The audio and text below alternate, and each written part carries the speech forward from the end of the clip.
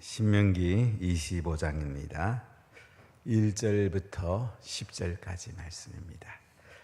신명기 25장입니다. 한 목소리로 봉독하겠습니다. 사람들 사이에 시비가 생겨 재판을 청함은 재판장은 그들을 재판하여 의인은 의롭다 하고 악인은 정죄할 것이며 악인에게 대응이 합당하면 재판장은 그를 엎드리게 하고 그 앞에서 그의 죄에 따라 수를 맞추어 때리게 하라. 40까지는 때리려니와 그것을 넘기지는 못할지니 만일 그것을 넘겨 매를 지나치게 때리면 내가 내 형제를 경히 여기는 것이 될까 하노라. 곡식 떠는 소에게 망을 씌우지 말지니라. 형제들이 함께 사는데 그중 하나가 죽고 아들이 없거든 그 죽은 자의 아내는 나가서 타인에게 시집가지 말 것이요 그의 남편의 형제가 그에게로 들어가서 그를 맞이하여 아내로 삼아 그의 남편의 형제된 의무를 그에게 다 행할 것이요 그 여인이 낳은 첫 아들이 그 죽은 형제의 이름을 잊게 하여 그 이름이 이스라엘 중에서 끊어지지 않게 할 것이니라.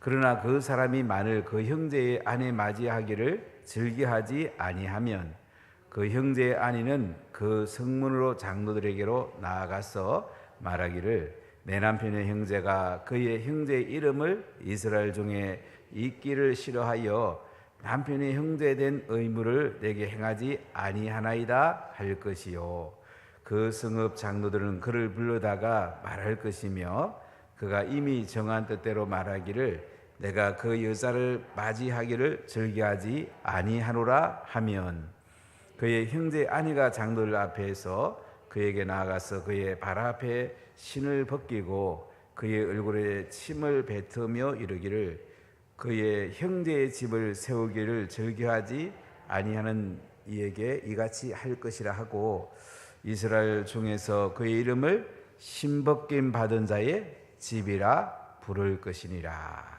아멘.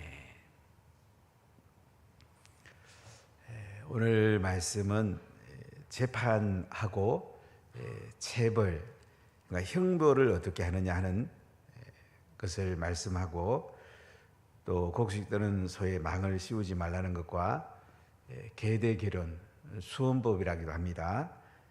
이 수혼법에 관한 얘기를 담고 있습니다. 오늘날 우리가 살아가면서 신명기 말씀을 우리가 잘 묵상해 보면 예수님을 믿고 구원받은 다음에 어떻게 성화돼 가는가, 어떻게 예수님을 닮아가는가 하는 것이 구약에서 중요한 지침과 기준과 구체적 삶을 담아내는 흐름을 우리에게 주는 것을 볼 수가 있습니다.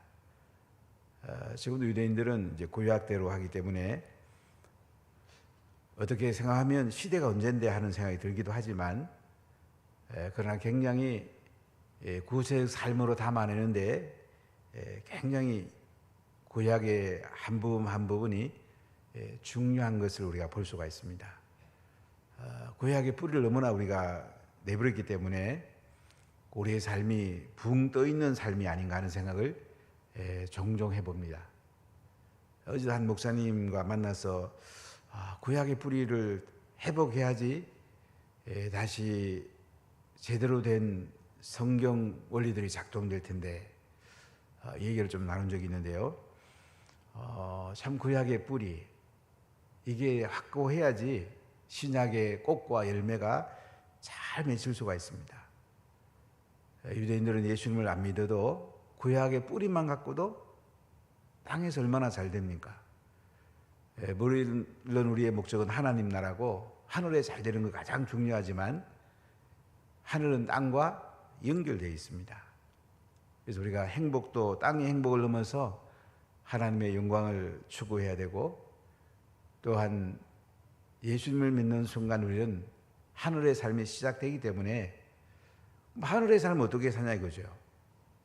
붕 떠 있는 삶이 아니고 구체적으로 뿌리 있는 삶을 살아가는 것이 매우 소중합니다. 물론 형식은 일부 바뀔 수도 있습니다. 그러나 내용의 하나님의 진정한 하나님 나라의 흐름들을 우리가 잘 내 삶에서 담아낸다면 참 복되고 영광스러운 인생이 될 것입니다. 오늘 재판에 관한 이야기를 조금 나눠보겠습니다. 25장 1절을 같이 읽어보겠습니다. 사람들 사이에 시비가 생겨 재판을 청하면 재판장은 그들을 재판하여 의인은 의롭다 하고 악인은 정죄할 것이며. 사람들 사이에 시비가 생겼습니다. 재판을 청하면 재판장은 재판을 하게 됩니다. 의인은 의롭다 하고 악인은 정죄할 것이며. 이 전 정권에 보면 이 원칙을 지키지 못했죠. 그러다 보니까 이제 재판이 굉장히 의롭지 못해서 참 또 전 정권에 관한 많은 또 재판이 앞으로 이루어질 것 같은데요. 재판의 가장 중요한 의로운 거거든요. 의인은 의롭다 그러고 악인은 잘못했다고 그래서 증거를 해야지 하나님의 공의가 살아남거든요. 의인은 의롭다고 해야죠. 근데 악인을 또 의롭다 하면 하나님의 공의가 훼손이 됩니다. 바른 재판이 아닙니다. 재판의 가장 중요한 것은 공정한 재판, 그 다음에 신속한 재판, 이런 원리들이 참 중요하거든요. 그런데 2절에 보면 같이 읽어볼까요? 악인에게 태형이 합당하면 재판장은 그를 엎드리게 하고 그 앞에서 그의 죄에 따라 수를 맞추어 때리게 하라. 구약에 쓰여지는 이 당시는 감옥이 없었습니다. 그러니까 사람이 중죄를 지으면 사형에 처합니다. 돌로 쳐 죽이게 합니다. 부모님을 불순종하든지 부모님을 불경건하게 하고 부모님의 권리를 훼손하면 돌로 쳐 죽입니다. 많은 죄들이 중죄들은 다 사형에 처하고요. 그 다음에 가벼운 죄는 어떻게 하느냐? 태형에 처한 걸 볼 수 있습니다. 채찍이나 곤장으로 때리게 한 이게 형벌이죠. 우리나라도 이조시대 그렇게 했습니다. 어떤 죄는 곤장 몇 대 이렇게 채찍을 가하거나 곤장으로 때리는데 악인에게 태형이 합당하면 재판장은 그를 엎드리게 하고, 태형을 하더라도 사적으로 하라는 게 아닙니다. 재판장 앞에서 공적으로 태형을 가하게 했습니다. 그 앞에서 그의 죄의 수에 따라 수를 맞춰 때리게 하라. 때리는 수도 이제 죄가 중하면 많이 때리고 경하면 적게 때리고. 중요한 원리를 오늘 이야기하는데요. 3절 읽어보겠습니다. 40가지는 때리려니와 그것을 넘기지는 못할지니 만일 그것을 넘겨 매를 지나치게 때리면 내가 내 형제를 경히 여기는 것이 될까 하노라. 근데 태형을 처하더라도요 40까지는 때릴 수가 있는데 그 이상은 넘기지 못하는 제한 규정을 두고 있습니다. 우리 헌법에 보면 이제 기본권을 기본적으로는 제한할 수 없죠. 그러나 질서 유지와 공공 복리를 위해서는 제한할 수 있다. 그러나 그 본질은 제한할 수 없다. 이렇게 대원칙이 되어 있는데요. 이 당시 재판장 앞에 곤장이나 채찍으로 때릴 때에 40까지는 때릴 수 있지만 그 이상은 넘기지 말라. 넘겨 매를 지나치게 때리면 왜 그러냐? 내 형제를 경히 여기는 것이 될까노라. 이스라엘 백성들 형제 자매가 아니죠. 형제를 경히 여긴다. 인간의 존엄성을 훼손한다는 거죠.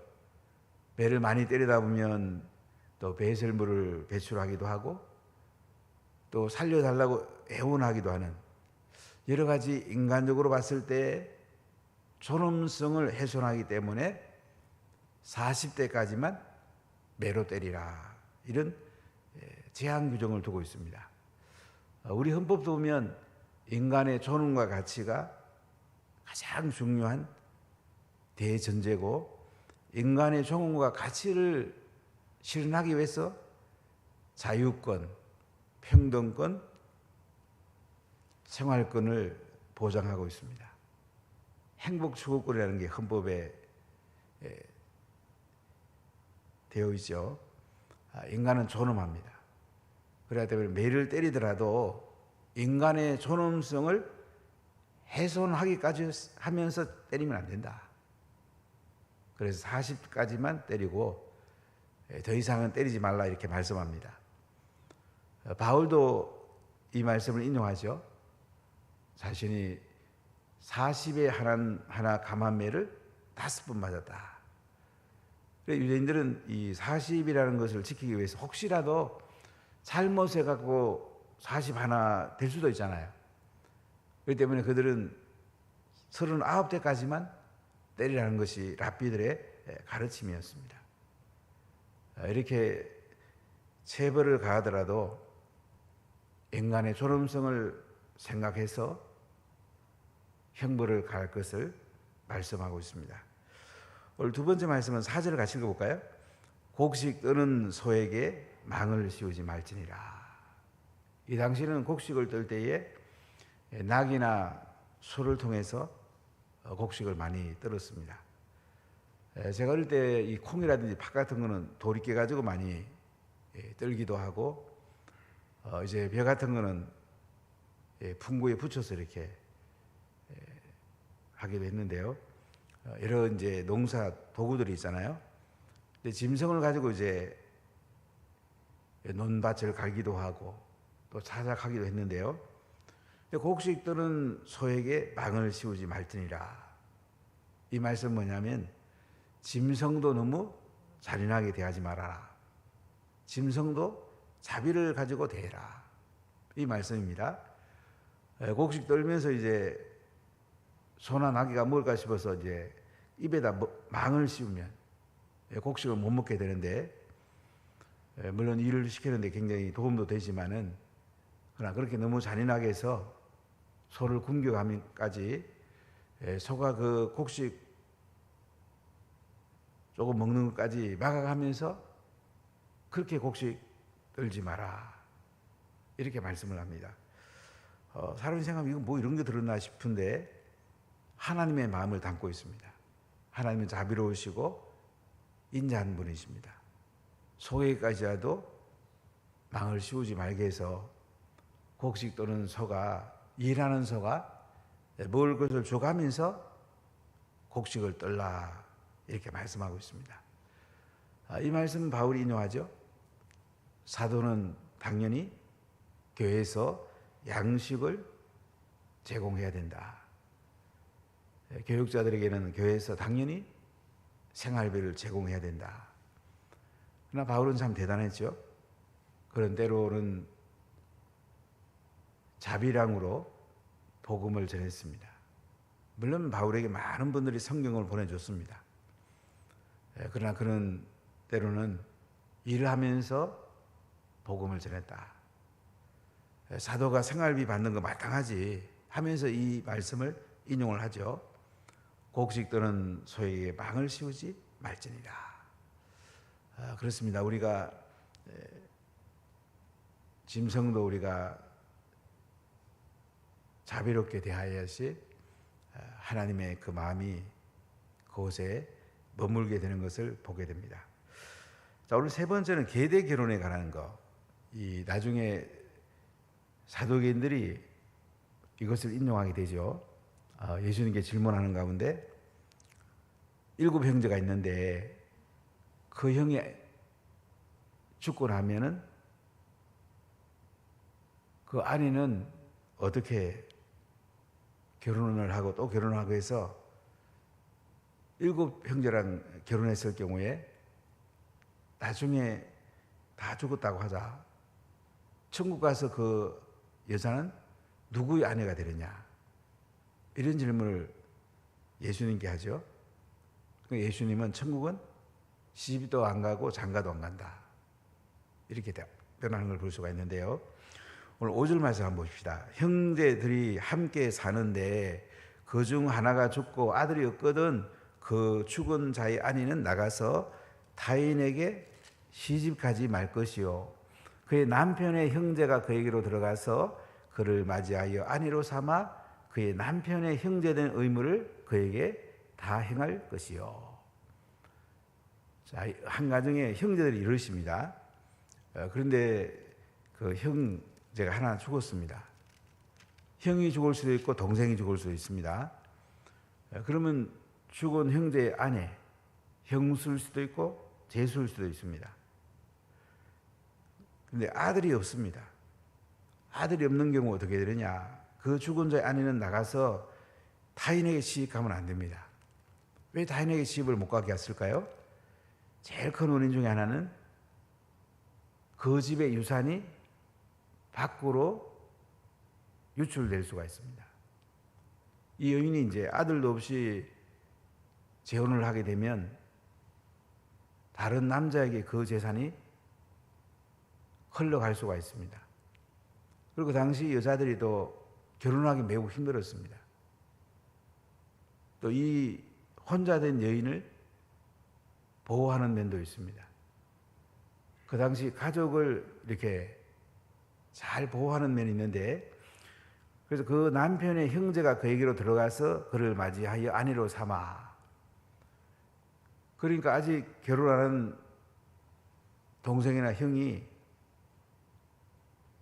제수나 형수에게 아내로 삼아야 된다는 거죠. 그의 남편이 된 의무를 그에게 다 행할 것이요.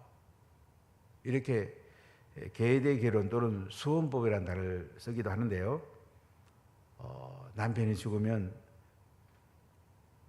결혼하지 않은 형이나 동생이 있으면 그 형수나 제수를 맞이해서 결혼을 해야 된다.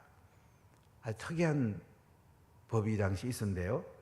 근데 6절에 보면 그 여인이 낳은 첫 아들이 그 죽은 형제 이름을 잊게 해서 그 이름이 이스라엘 중에서 끊어지지 않게 할 것이요. 그런데 이 여인이 이제 아들을 낳았습니다. 그러면 첫 아들은요, 그 죽은 형제 이름을 잊게 해라. 그 죽은 형제, 형이나 동생에게 양자로 보내는 거죠. 그래서 그 이름을 이스라엘 중에서 끊어지지 않게 해라. 이렇게 계속 대를 이어가게 하는 것을 볼 수가 있습니다. 자, 7절 읽어보겠습니다. 그러나 그 사람이 만일 그 형제의 아내 맞이하기를 즐겨하지 아니하면 그 형제의 아내는 그 성물로 장로들에게로 나아가서 말하기를 내 남편의 형제가 그의 형제의 이름을 이스라엘 중에 있기를 싫어하여 남편의 형제된 의무를 내게 행하지 아니하나이다 할 것이요. 그런데 그 형제가요, 형수나 제수, 이제 형이나 동생이 죽었잖아요. 맞이하기를 즐겨하지 아니하면 어떻게 합니까? 그 형제 아내는 성문의 장로들에게로 갑니다. 그리고 재판이 열리게 되고 그 남편의 형제가 그의 형제의 이름을 이스라엘 중에 있기를 싫어해가지고 남편의 형제된 의무를 내게 행하지 아니합니다. 이렇게 재판을 걸 수가 있습니다. 그러면 8절 읽어볼까요? 그 성읍 장로들은 그를 불러다가 말할 것이며 그가 이미 정한 뜻대로 말하기를 내가 그 여자를 맞이하기를 즐겨하지 아니하노라 하면 그 장로들이 이제 성읍에서 재판을 합니다. 한번 성지순례 간 분들은 단을 같이 간 적이 있어요. 그 단에 보면 이제 성문 바로 거기에 보면 재판정 열리는 곳이 아마 본 분들이 있을 겁니다. 성문이 이제 바깥문, 앞문 고려되어 있는데 바깥문과 앞문 사이에 그 당시 재판정이 있었습니다. 자, 그 성읍 장로들이 그를 불러다가 이제 말합니다. 그가 이미 정한 뜻대로 말하기를 내가 그 여자를 맞이하기를 즐겨하지 아니하노라. 이렇게 형제가 불러다가 이제 왜 형제 아니로 맞이 아니할 거냐 그러니까 나는 그 형수 제수를 아니로 맞이하지 않겠습니다. 그럼 어떻게 해야 되느냐? 9절 읽어볼까요? 그의 형제의 아내가 장로들 앞에서 그에게 나아가서 그의 발 앞에서 신을 벗기고 그의 얼굴에 침을 뱉으며 이르기를 그의 형제의 집을 세우기를 즐겨 아니하는 자에게는 이같이 할 것이라 하고. 그럼 재판장은 어떤 결정을 내리냐면요, 그 형제 아내가 장로들 앞에 가서 그 형제 아내하고 결혼하지 않겠다는 그 형이나 동생에게 그의 발 앞에서 신을 벗기고, 그러니까 형제 아내가 그 형이나 동생, 시동생 앞에서 신을 벗기게 합니다. 그리고 얼굴에 침을 뱉으라. 실제 얼굴에 침을 뱉었냐, 이거는 이제 성경학자들의 얘기가 그 형이나 동생 앞에 얼굴보다 이게 앞에서 침을 뱉지 않았겠는가. 히브리어로 앞에서 해석해도 상관이 없습니다. 그래, 그 앞에서 침을 뱉게 하고 그의 형제의 집을 세우기를 즐겨하지 아니한 자에게 이같이 할 것이다. 이렇게 말하게 하라는 거죠. 자, 그렇게 해서 어떻게 하느냐. 10절 읽어볼까요? 이스라엘 중에서 그의 이름을 신벗김 받은 자의 집이라 부를 것이니라. 신벗김 받은 자의 집이라. 이렇게 해서 그 형제 아내, 남편이 죽은 형제 아내에게 결혼하지 않는 형이나 동생의 그 집이 신벗김을 받은 자의 집, 부끄러운 이런 팻말이 놓여지게 하라. 이런 재판을 했습니다. 상당히 특이하죠. 왜 이런 거 했을까요? 오늘날 보면 이게 뭐 이해가 안 될 정도로 이런 규정을 만들어 놨는데요. 이것은 서로 보호하는 것입니다. 가문을 보존하는 것이고, 또 그 일이 나가면 또 딴 남자에게 재혼하기 힘들기 때문에 또 그 여인을 보호하기도 하고, 또 아기를 낳아서 계대를 이어가는, 자손을 이어가는 이런 법이기도 합니다. 그래서 룻기를 보면 이제 보아스랑 결혼하기 전에 기업 물을 자, 그러니까 룻과 결혼해야 될 형제가 있는가 먼저 알아보게 하고, 결혼 안 한다니까 신발 벗겨서 던지게 하고, 그리고 보아스랑 이제 결혼하는 것을 볼 수가 있습니다. 그래서 우리가 이 죽은 형제에 대해서 대를 이어가게 하고, 그 아내를 보호하고, 또 재산이 유출되지 않게 하고, 가문을 보존하는 이런 결혼이 구약시대에 있었던 걸 볼 수가 있습니다. 오늘날 생각하면 참 특이하죠. 이렇게 결혼하는 사람 누가 있겠어요? 그러나 우리가 본질의 의미는 잘 이해할 필요가 있습니다. 우리가 오늘날 보면 저출산 시대, 전 세계가 대한민국을 걱정합니다. 경제는 엄청나게 세계에서 가장 빨리 성장했는데 또 결혼을 안 하려고 그러고 아기 안 낳는 것은 세계 1등이거든요. 이게. 대한민국이 언제까지 갈까? 사실 보통 일이 아닙니다. 이 당시에는 계대 결혼을 해서라도 자손을 보존하려고 그랬는데, 우리 이조 시대만 해도 양자를 얼마나 많이 갔습니까? 종갓집으로 양자를 참 많이 보냈죠. 이렇게 해서라도 자손을 이어가려고 그랬습니다. 결혼의 목적은 부부의 행복도 있지만은 구약에서 가장 강조하는 것은 자손을 번식시키는 겁니다. 다음 세대를 이어가는 것입니다. 말씀 맡은 자를 세워내는 것입니다. 그리고 부부의 행복입니다. 구약은 그렇게 돼 있어요. 그 정도로 자녀를 세우고 다음 세대의 말씀을 이어가는 것이 그렇게 중요한 거예요. 우리가 자녀를 많이 낳고 가정이 대를 이어가는 거 굉장히 중요합니다. 그래야지 가정도 소망이 있고 대한민국도 소망이 있습니다. 대한민국 정말 위태롭습니다. 가장 큰 문제는 저출산입니다. 아기 안 낳으면 50년, 100년 뒤에 이 나라에 누가 와 살겠습니까? 이슬람이 될 수도 있고요. 굉장히 위험한 거예요. 북핵보다 더 위험한 것은 저출산입니다. 가장 큰 재앙이 될 수 있습니다. 저출산하고 동성애. 이것이 우리가 가장 중요한 대한민국의 과제고요. 우리가 이걸 교회에서 해결하면 대한민국에 살 수 있습니다. 지금도 국회에서는 계속 동성애 이거 통과시키려고 계속 지금 얼마나 지금 만지작거리고 있는지요. 우리가 기도하고 목소리 내야 됩니다. 자녀 많이 낳아야 됩니다. 그리고 우리가 예수님 잘 믿으면 하나님이 복을 부어주실 것입니다. 기도합시다. 하나님 감사합니다.